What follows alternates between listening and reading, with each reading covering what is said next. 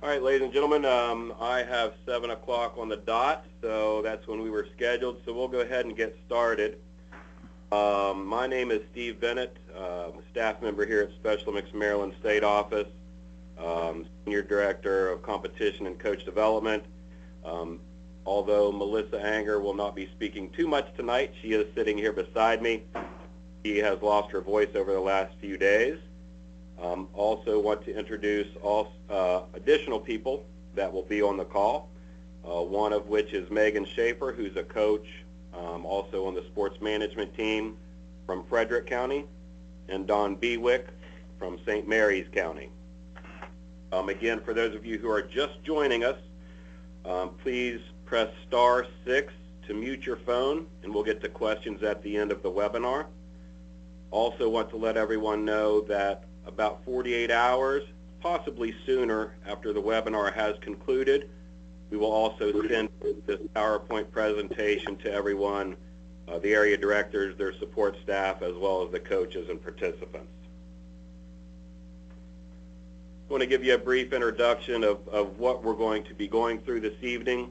Again, the welcome and introduction. So who I didn't mention was, I think, looking at the participants who are on the call, we have representatives from across the state. So thank you guys for joining us, and thank you for what you do for the athletes and partners and the sport of flag football here in Special Olympics Maryland.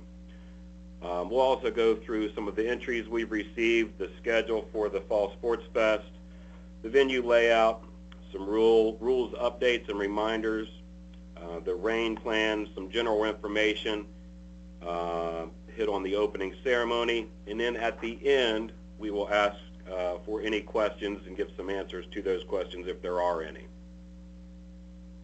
So with the flag football entries for this year, we have 7 traditional teams, all adult age, and 9 unified teams, 1 high school, and 8 adult teams. This year, once again, we're not offering individual skills because we didn't have the interest or the participant numbers to offer it this year, but we hope in the upcoming years that may be something that we can develop and offer at the state level in order to build and offer the sport to new athletes. As you see there noted, great job for all the coaches and county programs because we're up 4 teams from last year, so that's great growth for the sport. Here we have the overall event schedule. Just going to hit on some highlights here. From 7:30 to 8:30 is when the delegations will register. It's in a different location, which I will point out in one of the slides later on in the presentation, but it will be in the control center, which will be in the upper level of the Knott Arena. It will be in the Horning Hospitality Suite. If you're walking in the main level on the top, it's right there as soon as you enter the main doors. If you're entering from down low where the football fields are, you'll come in those doors, walk up the steps, or take the elevator, and it'll be at the end of the hallway. That's where you'll pick up your team packets. And then at 8:30 to 9, the delegations and everyone will assemble for the opening ceremonies and take their seats. 9 o'clock, the opening ceremony will begin. 10 o'clock, and we'll hit on this a little bit later, is when the competition is estimated to start, depending on if we have any divisioning games that we need to have flag football. 10 o'clock to 4 o'clock, there will be the Family Hospitality Suite, which will be up near the control center, in the upper level of the main arena. We're also planning to have a 10 by 10 tent down near the flag football fields and long distance running for the families that are there to spectate and cheer on the participants at that location. If you want to pass along to the family members, there will also be concessions right there at the upper level of the arena. And in the event guide, which was just sent out within the last hour, there is a menu there, and that concessions will be provided from Mount St. Mary's University. As we talked about in the delegation registration, there'll be a packet for each sport, but specifically for flag football, each team will have their own packet. Huh? Oh. Again, if we could push *6 to mute your phones. We heard a little background music and talking there, so we appreciate your cooperation with that. And at that time when you pick up your packets, also be prepared to report any scratches from your team upon check-in. Then we get to the flag football specific schedule. Again, as with all events and all sports, it's tentative based on other factors that we can't control, but we talked about the check-in at 7:30, 9 o'clock opening ceremony. The coaches meeting will be at 9:45 or immediately following the dismissal from opening ceremonies to head out to the fields. At 10 o'clock, if we deem necessary, we will have some mini games, if you will, to collaborate and make sure that our divisioning process is what we think it is and make sure the teams are compatible for competition. If those games are needed, you will be notified, and those games will last anywhere from 10 to 15 minutes to get started. And then after that, we'll take a little deliberation to adjust the schedule if needed. Competition will then begin at 11. However, as noted here on the slide, if we don't need those divisioning mini games, we will start the competition right at 10 o'clock. And then we will also give a more specific and detailed schedule, including the game times, and we're hoping to get that out to everyone the Thursday before the event. That would be October 20th. And as you all know, the end of the day is tentative as well, based on tiebreakers, weather, and any other outside factors. Here we have the overall layout of campus. As you can see to your far right, that's where the flag football fields are, and we have a larger blown up version of that location in a minute. Just to get your bearings on the overall campus layout, in the middle you'll see that's where the opening ceremony is. That's the same place it's always been for those of you who have been there before. And it also lists that family hospitality and the concessions, which is brand new location for the family hospitality and a brand new level of service to offer concessions. To the left of that, you'll see where the control center has been moved. It will be in the upper level in the Horning Hospitality Suite. Again, I do want to note that if you go down College Lane towards the flag football fields, we do not allow any parking going down that road. That will be for operations and management only due to some courses and access routes. If you look at your very bottom left, that's where we need you guys to park. And again, this is just a little build-up, blow-up of the field locations because of the growth in number of teams, which is great. We have needed to do 3 fields this year instead of 2. Mount St. Mary's has been very gracious to again offer us more space and set up the additional field for us this year. In the middle, there will be the tent that you're used to if you participated in the past. That's where you will be able to pick up your lunches for your teams, as well as the schedules and results, and that's where you will report for the coaches meeting.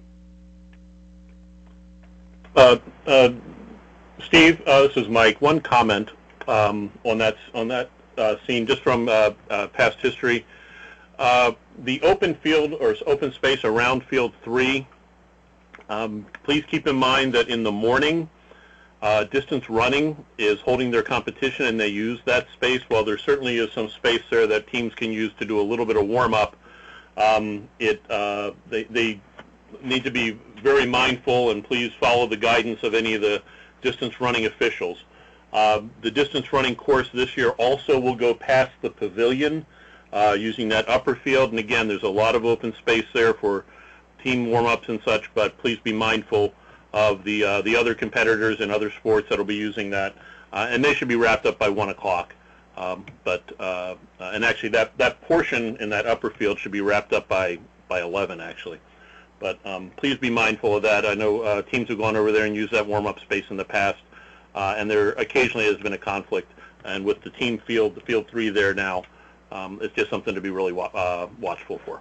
Thank you. Very good and great addition, Mike. Thank you for pointing that out. We appreciate it. The other thing that I will point out is the awards will be given on the field after the conclusion. Once the teams have determined what final place they will be receiving, we will award those teams their awards on the field. What we're also going to ask is that the coaches, if you're available, for the staging of the presentation and the parade for the athletes to walk out to midfield, if you could maybe assist us in getting the teams lined up. We want to go in either a alphabetical order or the team roster order. So we may ask for your assistance just to get the athletes and partners lined up to parade out the midfield and then go right down the line to present them with their awards. At this time, we're going to hit the rules reminders, which again we hit in the preseason webinar. And these are some reminders. I will start these, and then in another slide or two, I will hand it over to Megan Schaefer, again from Frederick County, and she will hit on some additional rules. So we'll just start here. Again, the plan is to do two 20-minute halves, depending on the schedule. We do have the option, hopefully we won't need to utilize it, but if needed, we will go to 15-minute halves, 5-minute halftime, 2 1-minute timeouts per team per half, and the running clock will be going on until the last minute of each half. If there's an overtime, we'll do a coin toss to see who will get the first possession. Each team will receive 2 plays from midfield, and the team gaining either the most points or gaining a yardage advantage will be awarded 1 extra point and wins the game. Exceptions to the rules are listed here. The interception, the team that intercepts the pass automatically wins the game. If the team with the first attempt in overtime scores on the first play, the opposing team must score on its first play also. If both teams score a touchdown or gain the same yardage, the procedure is repeated until one team wins. Then we list the tiebreaker criteria. The thing I want to point out here is, although one of the tiebreaker criteria is the point differential, this isn't intended to have teams load up on the scoring. Again, we want to have good sportsmanship out there, but it does note here that points allowed will be limited to 50, and the point differential will be no greater than 30.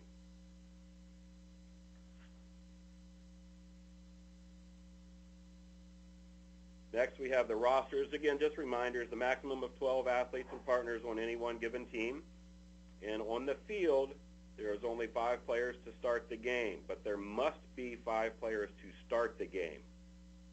If you find yourself in a situation where you only have 5 players, which is 3 athletes and 2 partners, if one gets hurt, and that again, that's for unified, if one gets hurt, or if you have 5 athletes for your traditional team, and one gets hurt during the game, you can continue with 4. But you must start the game with all 5 athletes and or partners to start the game. Again, specifically with unified teams, 3 athletes, 2 partners on the field at all times. Partners as quarterbacks can only pass to athletes. No partner-to-partner passes. No partner-to-partner handoffs. And again, we'll be watching to see if there's any dominant play. Yeah, you can hand off to partners, right? It says you may, and that's correct, right? That is my mistake. Thank you for clarifying it. Okay. Just wanted to make sure, because that has a big impact. That was a new rule. I just wanted to see if anybody was paying attention. So yeah, partners can hand off, but they cannot pass to other partners. And then we'll be watching to see if there's any dominant play by any partners. Equipment. We'll be using the youth-size football, which will be used in all divisions. The one I want to stress is the mouthpiece. I've been to a qualifier or 2, and I've noticed that there have been a few that were not wearing mouthpieces. We are going to check that at the beginning of the games and throughout the game. So make sure you have the mouthpieces for all athletes and partners. Again, the one-piece 3-flag belt will be worn during games at all times. On the uniforms, from what I've seen, everyone looks good out there. The one thing I do want to stress is matching shorts. There was one or two teams that did not have the matching shorts. Again, we want to show our pride and put our athletes on the spotlight, and we want to have the matching uniforms, including the shorts. The shirts also are to be tucked in the shorts at the waist to avoid any obstruction of the flag polling.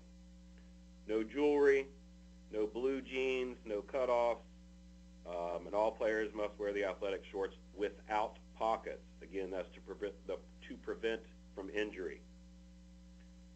With the shoes, rubber cleated or flat-soled athletic shoes are what we're looking for. Metal cleats, spikes, hiking boots, that type of stuff will not be allowed.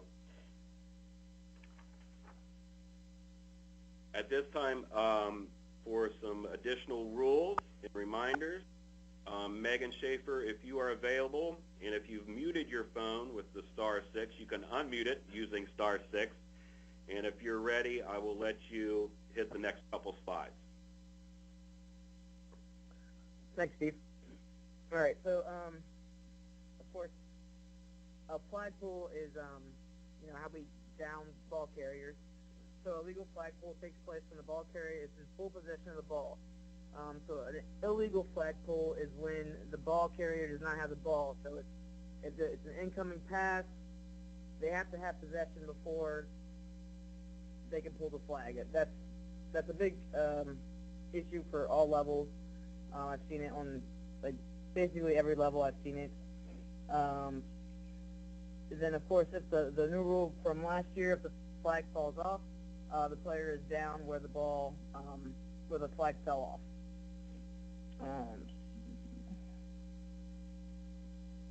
And of course, going back to the pulling the flag when nobody has the ball, and then flag guarding and shielding is probably the most missed call. That includes having the shirt untucked, intentionally dropping your head or shoulder, or any kind of covering of the flag. Pretty self-explanatory.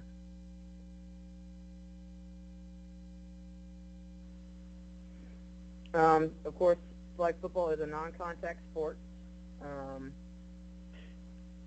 The official, of course, football, there is going to be incidental contact, so it's really up to the referee's discretion if a player is playing unsafely. Point of emphasis is no team shall repeatedly commit penalties or fouls which have the distance to the goal line. Neither team shall commit any act which, in the opinion of the referee, tends to make a travesty of the game. This includes intentionally committing penalties or fouls to gain advantage. I missed the first half. Are we accepting all penalties, or do the coaches have the option to decline? It's going to be the same as last year. So all penalties are accepted? Yes. Okay. Yeah, I'll speak for Melissa again. Yeah, all penalties will be accepted. Okay. And then the referee will enforce any penalty he or she considers equitable, including the award of a score for an unfair act.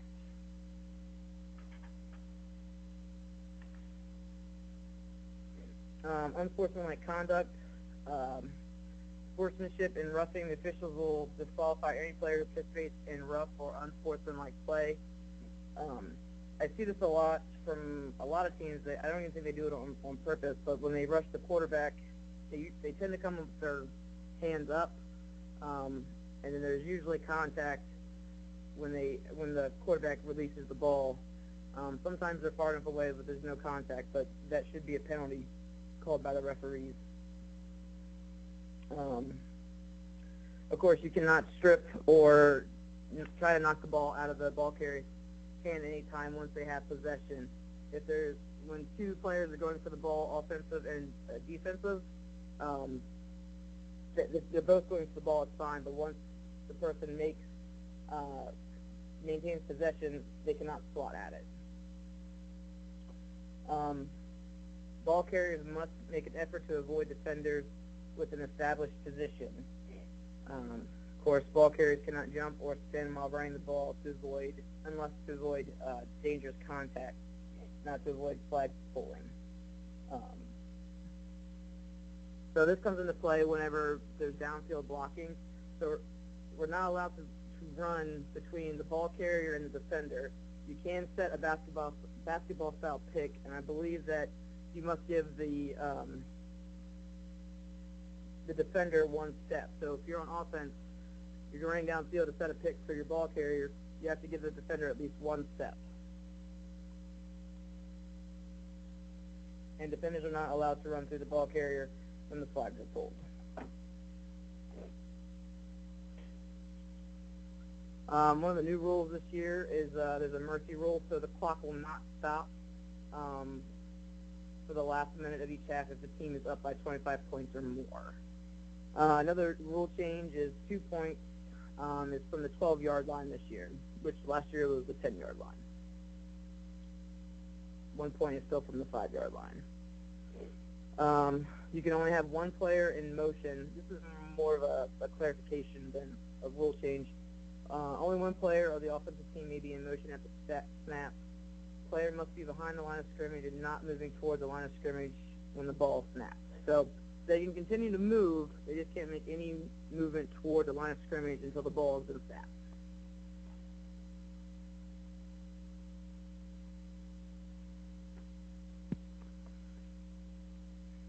Okay, so we still cannot have any passes that are behind the line of scrimmage. The one rule change for this year is that handoffs can be forward, behind, side of the quarterback or offensive player. Last year, we could only do handoffs from behind. Of course, you can still do reverses and things like that. And another new rule is the center sneak. The ball must completely leave the center's hands into the quarterback, and they must take one step back off the line of scrimmage, and then they can receive the ball for a handoff or a run. Good deal. Thank you very much, Megan. Hey, I want to put you on the spot, Megan, and I apologize. Could you also address blocking as the rushers are coming in to the quarterback? Yes. So your center gets 2 steps, either 1 step to the left and 1 step to the right, or 2 steps to the left or 2 steps to the right. They don't get 2 steps to the left and then another 2 steps to the right. Only 2 steps, and then they either have to set a basketball-style pick or they can go out for a pass. Thank you, Megan.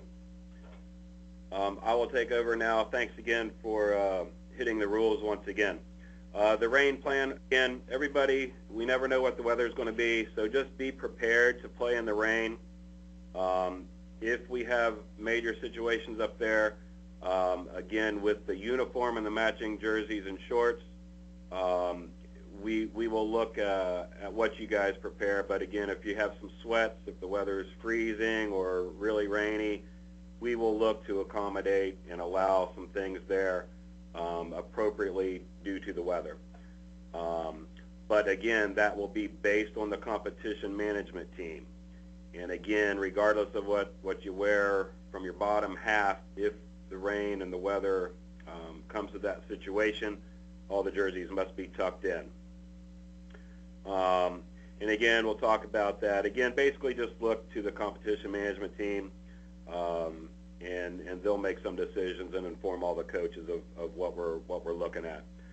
If thunder or lightning comes into play, depending on the weather, we'll head right up the road there to the pavilion, which is right up from the flag football fields, or if deemed necessary, we'll head back into the arena where the opening ceremony was. If the weather gets so bad where it's unsafe conditions and unhealthy to be out there, unfortunately we may have to have the decision to cancel some of the games, and we'll do our best to work through that with you guys, and hopefully that will not come into play. With delays and cancellations, again, that will be made by the competition director and the management team there. Here's just some general information. Again, we talked about the opening ceremony. The lunches, once again, the order forms were to be due by October 10th, which obviously we're past that deadline. So if your teams did not submit a form, Special Olympics Maryland will order the lunch for you, and hopefully it's what you want. If there are extreme dietary issues that were not reported, we will do our best to assist with that for those teams who did not fill out the form. But those teams will be delivered to the tent, or the lunches will be delivered to the tent, picked up by the head coach, and they will be marked by team with the order form that was submitted. And again, the concessions will be available for those who want to have additional food, or for families and any other spectators, you can direct them up that area. Family hospitality again, we'll try to have one down there. The plan is to, with long distance running and flag football, so families can come and be hosted there, as well as inside the arena in the upper level. The event guide, again, I mentioned, has already been distributed as of this evening, so look for that. Again, we sent that out to all area directors, their support staff, and all coaches who we had an email for, whether or not we could confirm it was an accurate email. So if you did not receive that, please contact your area director. They can forward that along to you. In that event guide, we have the evaluation survey. So please, after the event, take the time to let us know how we can improve, but also what you liked about the event. And encourage your athletes and unified partners to also take that survey. I say that due to summer games, we did not have one unified partner fill out the survey. So as a part of our organization, we definitely want to have our unified partners represented in the survey and know what their thoughts are as well. Just some more general information. The results will be posted at the tent there by the fields, and then after the event, we'll send out those results by October 27th. Protest procedures, you'll file that at the tent 30 minutes after the posted results, and that can only be done by the head coach. Appeals, if you don't agree with the decision of the Sports Rules Committee, you can file an appeal to the Games Rules Committee, and that needs to be filed within 24 hours of the event, and we will address that and let you know what the Games Rules Committee has decided in writing. Medical service will be on site. There'll be one roving down there by flag football, long distance running in that area. So if for some reason the medical people are not in your immediate area and you have a situation, whether it's near the fields or wherever you are throughout the day, we will have management team members in green shirts, long sleeve shirts. You can address any one of those or anyone with the radio, and they can notify medical and have them respond as soon as possible.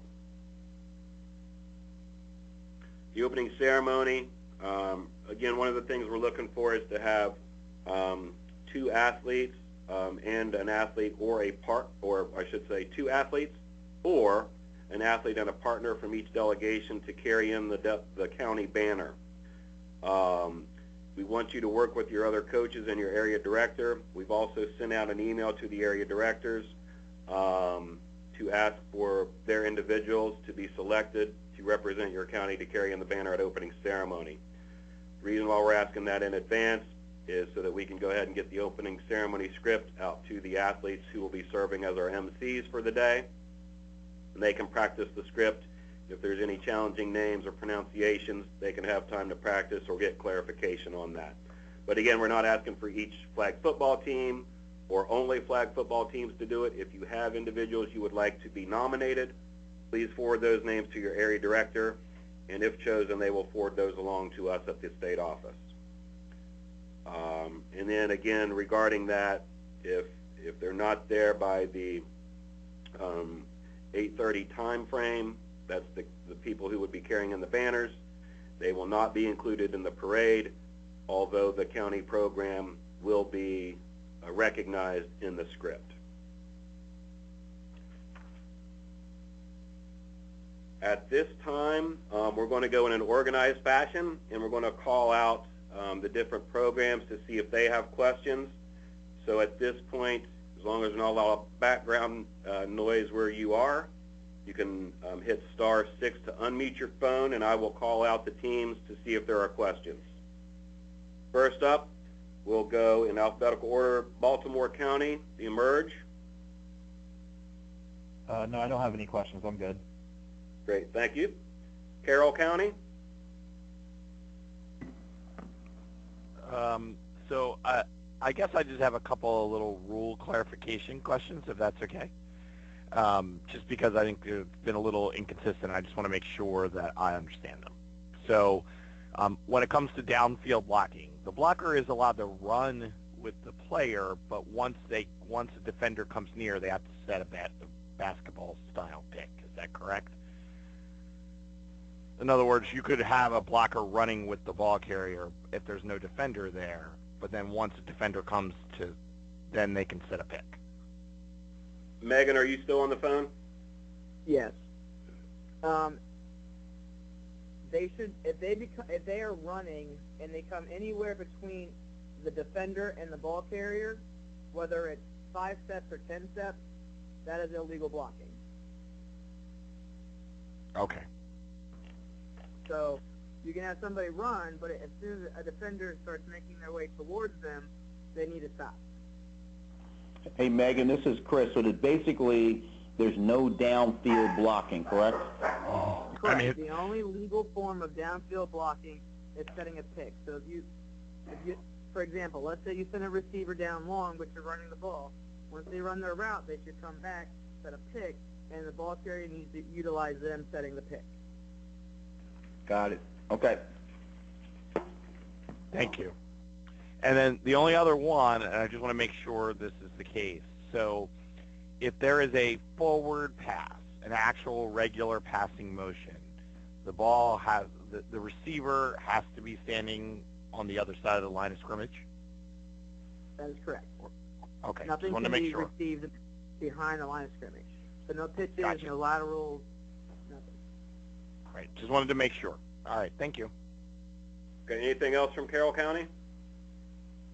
Nope, that's No, it. but I just want to ask Megan, this is Chris with Howard County, one more quick question about, so just so the center can become an eligible receiver once the ball snapped and they cross the line of scrimmage? Yes. Okay, good, good. And the quarterback is not eligible to run, correct? The quarterback cannot run. If the Okay. quarterback hands off, they can then become a receiver. Right. Got it. Okay. Okay, Frederick County. Yeah, this is Rick Fuss. I have one question about the uniforms. If it's cold, can the teams wear athletic pants underneath their shorts as long as they're the same color? Yeah, again, what we're striving for is to have that uniform consistency with the colors. Knowing that that may not be the case for all teams, it will be the discretion of the competition management team, but we will make appropriate adjustments and accommodations if the weather permits. But yeah, if they're the same color, that would be great. Okay, thank you. That's all I have. Okay. And Howard, I know you already hit on a couple of your questions. Right. You have any additional questions? No, I think I'm good. Okay, great. Lower Shore?